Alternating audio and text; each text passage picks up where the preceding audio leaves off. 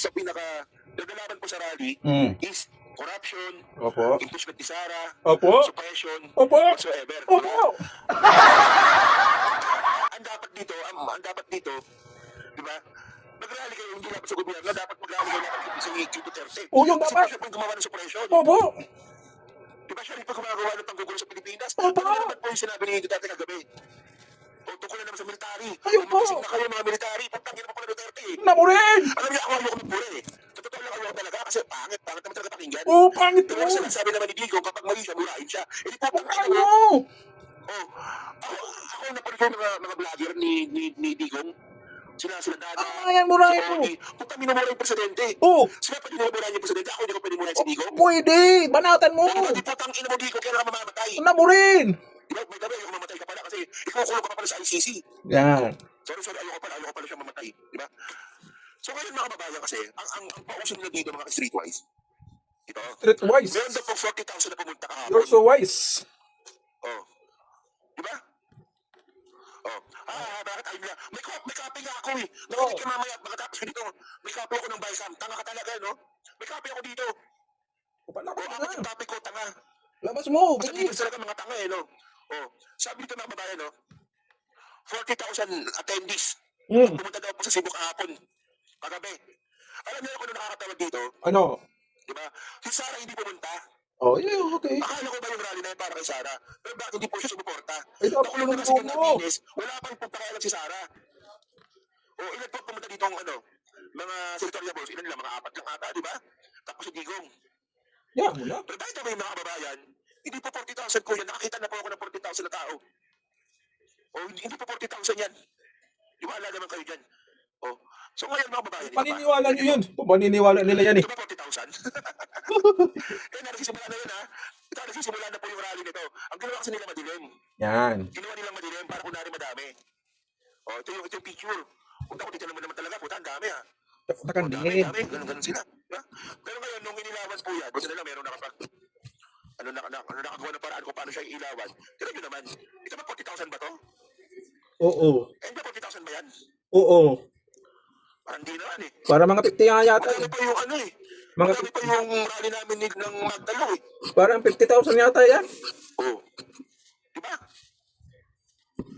Oo. So, baka 400 lang, di ba? Baka 400 lang daw. So, ngayon nakababayan dito, ang point dito. So, nagsalita po kahapon si Sino? nagsalita po dyan pero di siya 40,000. Sino? Nabakante, oh. So, dito mga kababayan, no? Nagsalita po dito si Marcoleta. Alam nyo ginawa ni Marcoleta? Oh. Di ba alam nyo ginawa ni Marcoleta dito? Ano? Di ba? Ano nga? Siniraan na naman po yung House. Siniraan na naman po yung Kongreso, na 19th Congress. Una, social distancing. Hindi naman siniraan. Ako baka sinasabi ninyo, ito kayo rin, tuta ka naman ng congressman. Ako mga kababayan, ako naniniwala naman ako na ang mga congressman po natin, hindi malinis. Marami po dyan magnanakaw, naniniwala po ako dyan. Hindi naman pala. Pero ang point natin dito mga streetwise, sino ba yung na-audit ng COA? Sino ba yung may ebidensya ng pagnanakaw? Ang mga Duterte. Oh, kung merong makita ang COA na pagnanakaw ng isang congressman, mabatikusin po natin. Ang problema po, yung COA mga kababayan, ang tinuturo magnanakaw, si Sara. Ang point doon yung yung confidential. Hindi na si Sarang meron. Yung panahon ni Digong. Yung COA mismo. Sikat sa inyo si Congressman Marcoleta. Yung... Lagi nyo binabalik si Marcoleta. Oh, dami si Digong doon. So wala naman pong pinipili yung COA mga kababayan. Walang pinipili po yung COA. Kasi po, hiwalay po siya na entity ng gobyerno. Takot ba kayo kay Marcoleta? Oh. Di ba ano panahon ni dating Pangulong Digong? Sabi nga ni Digong, yung COA na yan. Itulak natin yung sandanan, pakain natin yan. Kasi nga po, na-flag nga po ng COA yung DOH. Sampot nga po si Digong dyan sa DOH na yan. Yung pagbili nga po ng mga gamot-gamot, tsaka sa Parmali. Oh. Ngayon walang ganun ng COA. Sa presidente, walang ganun. Yeah, muna si Digong. Wala rin ganun ng COA sa mga Ayun si congressman. Digong. Ang meron lang po, kay Sara Duterte. So sino mapatikusin natin? Si Sara.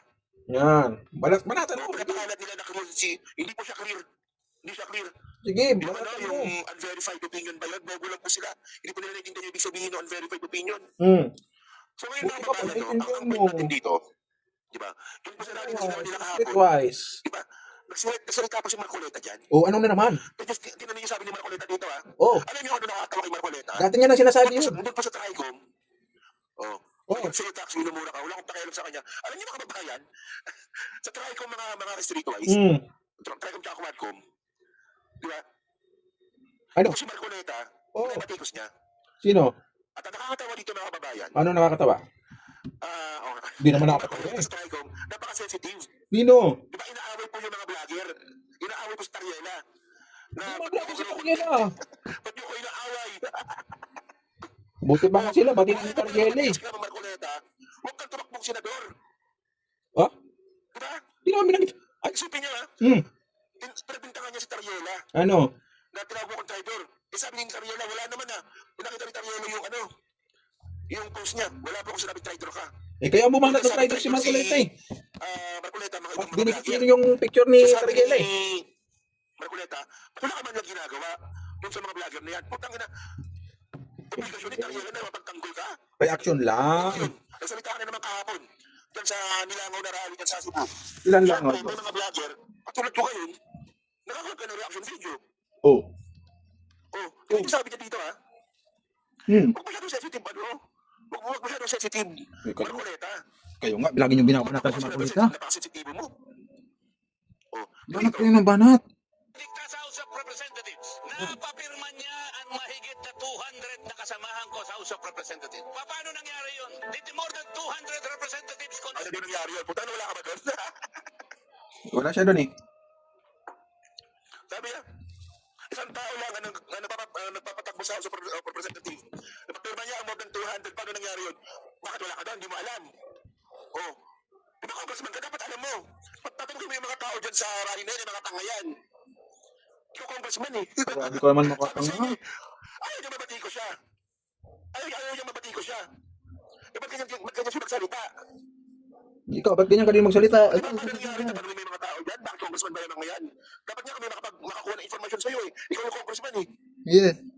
O nandilin lang ka na naman daw. Ayaw ka na naman. Nandilin lang ka na naman. Ayaw niya matawag naman nilin lang. Alam niyo no, ito, political rally ito. Okay lang yan, magpolitika siya dyan.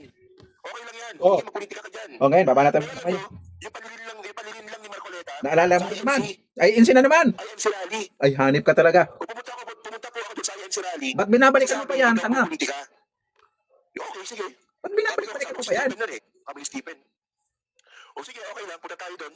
Supportahan natin yung peaceful rally kasi hindi naman politika. So sabi ng speaker sa harapan sa INC rally. Meron pong abogado dito, ang sunod natin nakapagsalita. Sabi niya gano'n. Hello po, Tiger. Ay, sino po. Sabi niya, siya po ang magpapaliwanag kung ano ang impeachment trial. Isa siyang abogado, sabi gano'n. So ako naman, ako yuris ako. Punta, at least meron magpapaliwanag kung ano yung impeachment trial. Kasi ang iniisip ko nun, paano yung impeachment trial, ano ang impeachment trial, paano proseso nito. Oo nga. Diba? Maya bigla sinabi, Rodante, Marcoleta. Ay puta, sabi ko. Bakit nangampanya pa siya doon? Hindi naman siya nangampanya doon. Pero ako nawala ng pag-asa. Hindi naman siya Baka naman nangampanya. hindi Ito sabi ni Marcoleta. Hindi naman siya nangampanya. Loko Wala yung mga salita, politika. ka. Ang mga Duterte, sila, totoo, naglilikod sa bayan. Uy. Ang kamatis, Uy. kano isa, 20 pesos ang peraso, ang Oy. liit. Oy, hindi 50. 20 lang sabi. Loko ka talaga. So ayaw na matawag na manilin lang ka. Ikaw mapanlin lang ka. Ang sarili, Paano mo na yung mga... Tapos napakasensitibo mo, nung ikaw ay binabatikos ng mga vlogger. Ewan ko sa'yo. Saka na si Enzo Recto, gusto mo pang ipa-contempt. Napaka-entitled mo naman. Ano yung sabi dito? consult their constituents kung pipirma sila o hindi? They did not consult anybody. Sila lang ang desisyon kasi mawawalan daw sila ng projects. Mawawalan sila ng akap. Mawawalan sila ng ayudang ibibigay para sa ganon ipamigay sa mga botante na akala nila'y mabibili nila ang boto ninyo. Sama? Ayun, nabibintang na naman. Nabibintang ka na naman. Gano'n naman talaga kalakaran nyo. Oh, Ng mga congressman eh. ayun ang sabi ko sa iyo eh. Ayun, Ayun, meron bintang na naman dito si Marcoleta. No, na... Eh, siya may alam. Ano eh. Congressman siya eh. Una sa lahat, Di ka na bumalik. hindi po illegal yung pagpipirma ng mga congressman doon. Kasi sabi ni Marcoleta dito, hindi man lang nila, kinausap ang constituents nila, sabi niya ganyan.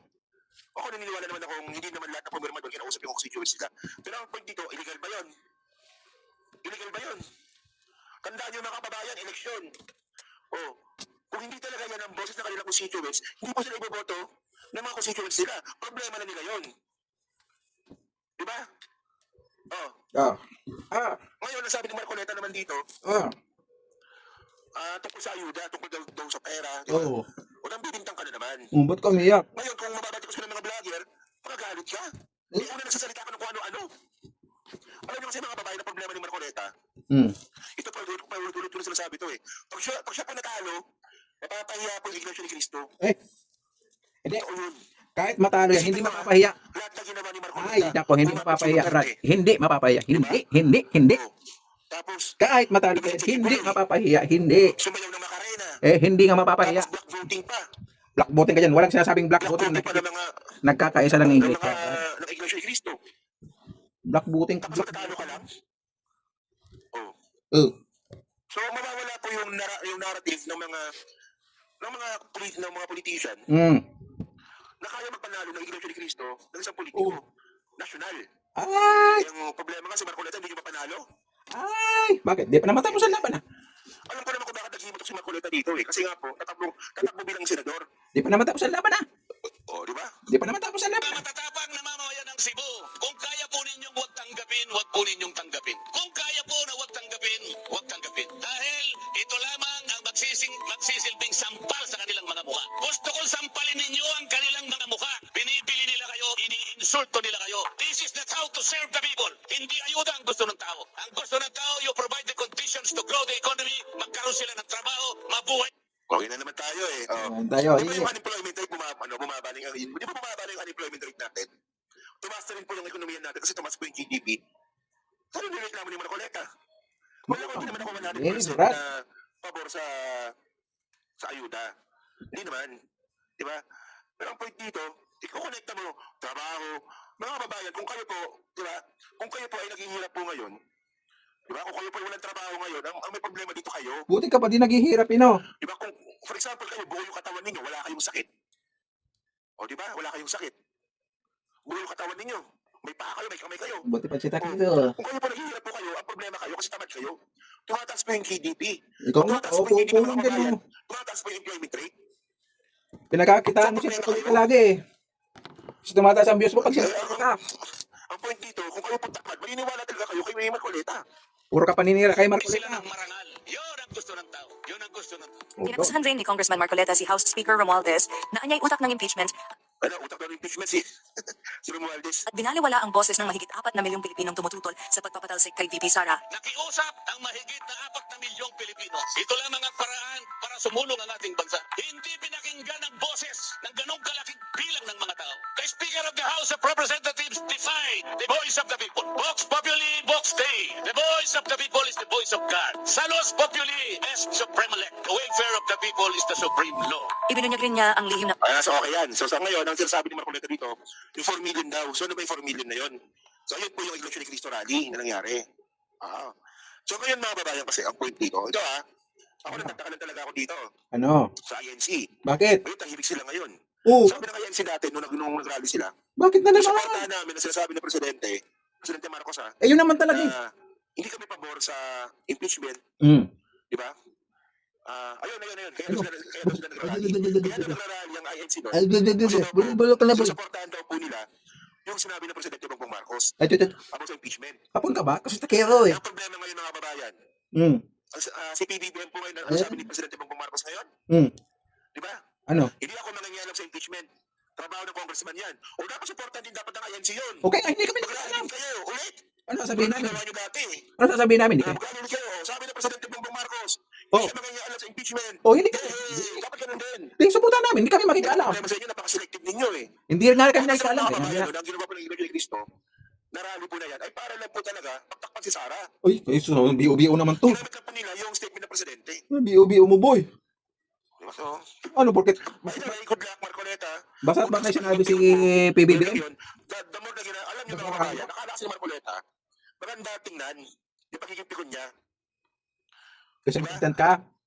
Akala ni Marcoleta kasi yung pag gusto niya ipa-contempt si Bunyog, di ba si Enzo Recto, di ba yung humingi pa siya ng public apology kay Enzo Recto, pati yung pag batikos niya nga po kay, ano ito? Kay Tariela, akala niya kasi mababawi niya yung imahe niyang pangit. It doesn't work that way, Marcoleta. Pag ayaw sa'yo ng tao, ayaw sa'yo ng tao. Ganun lang yun. Kala mo lang yun. Hindi mo, ano tawag ito? Hindi mo, Walang mababago ang kasiyahan. isip ng mga Pilipino na iboto ka. Doon sa pagiging pikon mo. Kayo lang naman ang pikon. Diba? Agree ba kayo doon? And so tayo mga kababayan, nasa dyan sa team replay, no, kung masabi nyo nga po dito, sa 40,000 po na pumunta sa rally kahapon. Masabi namin, bobo ka. Ay, So, ano masabi nyo rin po dito sa speech nga po ni Marcoleta? Yan, so pa-comment na po sa baba, at binabasa ko po lahat yan. At dyan dito sa team replay, syempre, palike, pa-subscribe, at Sabi namin, wala kang kwenta. So, tayo mga kababayan, so next topic po tayo. So, ito po yung pinaka-topic ngayon natin. May meron pa akong tatlo.